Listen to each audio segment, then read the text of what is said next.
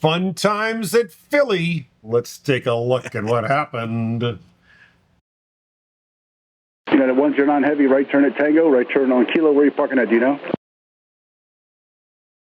Tango Kilo, we'll let you know here in a moment here, United 109. I hold it right there. I get that instruction all the time. So you're in the airplane, you're rolling out, right? You've just lowered the nose of the airplane down, you bring it into reverse. It's super loud up in the cockpit. And then the tower controller, and I get this, they want to get you off the runway, so they're going to give you the taxi instructions. There's a little bit of anticipation bias, like I know where my gate is. I know what taxiway is coming up. He's probably going to give me Tango and Kilo to get to my gate. So I'm expecting all of that. I'm not disappointed. He says Tango. He says turn right on Tango, turn right on Kilo. And then he asks him an open-ended question. What is your gate? Now, a good first officer who's about to take over the radios is going to say, we're at gate Bravo 22 or whatever the gate is. But you might not know at this point, which I don't know if these guys know what their gate is or not, but this is pretty typical as you're rolling out. But I'm here to tell you that if you give me one too many instructions on the rollout, I lose it all. Like I can't comprehend. If you can give me one thing, maybe two. If you give me three, I'm out. And I don't know, because obviously this is Philly and it's United. So yes. This is American and Southwest World. Yes. United's kind of a guest participant here. Yes. So I'm sure gate allocation is not, as it would be in a hub. Yep. Because it's not like you're talking to your guys. You're talking to other people's guys to see if you have a gate. But everything's going to go sideways here real fast, and here it comes. United 109, do me a favor, you're heavy. I don't want you to make a right on the Kilo. Make a left turn on the Kilo. So right turn Tango, left on Kilo, hold short of Kilo 6. And we're going to figure out where we're parking you. Okay, so here's, and you're going to see in a minute how this goes bad.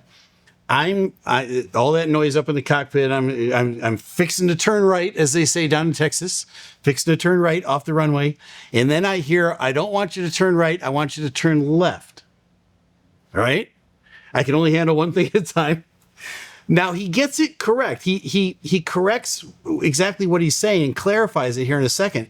But I'm the captain of the ship. I'm getting this thing stopped. I'm coming. This big old heavy airplane's coming to a stop, and I just heard, "Don't turn right, turn left." All right. So I'm like, okay, all right. So I start to turn to the left, which slows my exit from the runway down. And I'm guessing that they're threading the needle at Philly, right? There's an airplane right behind you. Here we go. Okay, left turn onto Tango, you said? Oh my God, right turn off the runway. Get off the runway. Right turn off the runway, then a left on the Kilo. Okay, right turn off the runway, then left on the Kilo. Sorry, sir, you said left turn. Yeah, after you get off the runway, left on the Kilo. American 299 going around, see something right. So now he triggers this whole go-around thing, right? Because, talk to me about what's going on in the tower here. Well, look, I think the controller said, don't turn right, turn left, and then clarified, make a right and then a left.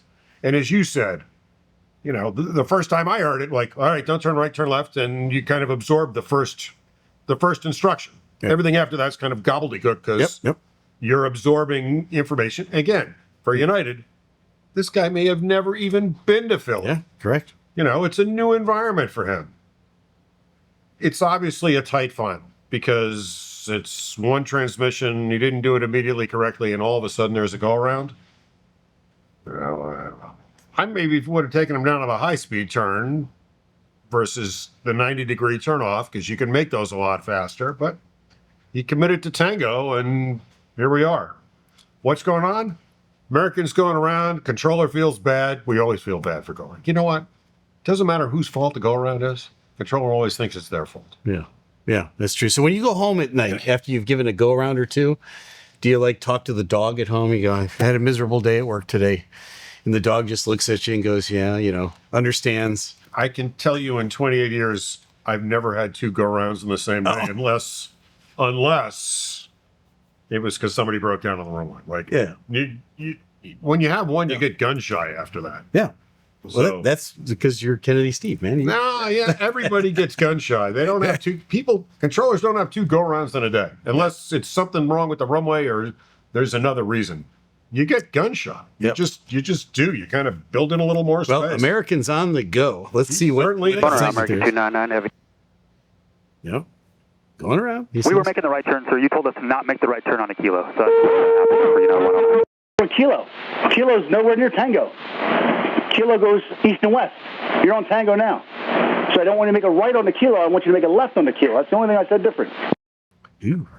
Okay, so if Kilo and Tango intersect, you can't say that they're nowhere near each other because they kind of go into each other. Yeah, they Just are. saying. I picked up on that too. Yeah, and the "oh my God" comment at the beginning, that you don't ever want to hear that out of the air traffic controller. No. I'm like, what am I doing? You know, yeah. No worries. It's okay. You're not familiar with it. Yeah, it's all right. Our apologies. You went the other way. And we're going to figure out where you're parking at. You're a heavy, and United's don't park on Echo Gates when you're a heavy.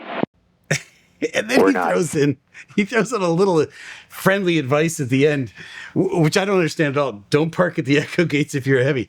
What does that have to do with the price of tea in China? I don't get it. I think probably United has a bank at gates that doesn't accommodate heavy jets, so they got to go park somewhere else. And by the way, I feel bad for the United pilot. Yeah. So the controller works at Philly and knows that United is not going to park there in a heavy jet, and obviously it doesn't happen very often. And for the United pilot, it's like, I don't know, I don't come to Philly. Like, talk to me in Chicago or Denver. I'm good there. Philly, like, I don't know. Yeah.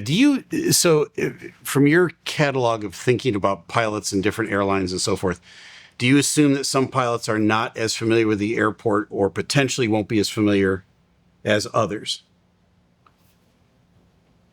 No. I wish I could say that was true. I mean, I think in giving runway exit instructions, there's an expectation of where you're going to get off the runway. Right. And then I'm going to try and point you in a taxiway towards where your terminal is. And then after that, I've done my job as the local controller. I've gotten you off the runway. I pointed you kind of in the right direction. And if you don't get to continue in the right direction, I'm going to tell you, like, you're not going that way, and here's why. But you're not going to go that way. Yeah. Because there is expectation bias. I expect to go right. Well, I don't want you to turn right, and you can't turn right because of, so I need you to go left. Yeah. I think in a situation like that, especially where the airplanes are so kind of compressed, you're right about just take the high speed, and that's going to get you off that runway. That's your first priority, is get off the runway. He's making a 90-degree turn, and then he changes which way, and there's confusion, and now he goes left instead of right. Oh, my word. Now the other guy's got to go around. All of that is, could have been avoided. I think I once got an instruction at Charlotte. I was landing at the runway in Charlotte, and I don't even have the nose gear down on the runway. And the tower controller keys up the mic and gives us like 6 instructions. I want you to turn left here. I want you to go right there. I want you to hold short of this. I'm like, I'm still flying the airplane. So I'm like, my brain says, just cut that out. I don't want to hear that. So we roll down. I get the airplane in reverse. I'm rolling out. I make the first left turn that I can to get off the runway. And he's all upset at me because that wasn't the instruction that he gave me. And I said, my FO was talking at the time, and I just keyed up the mic and I said, sorry, too many instructions at once. I'm on the runway. What do you want me to do? And he gave me the whole 6 instructions again. I said, slow down, one at a time. And so there's this little back and forth of who's in charge at that moment. But I'm flying the jet. I got 250 people behind me, right? And I'm just telling you, this is it's very busy when you're landing a big jet.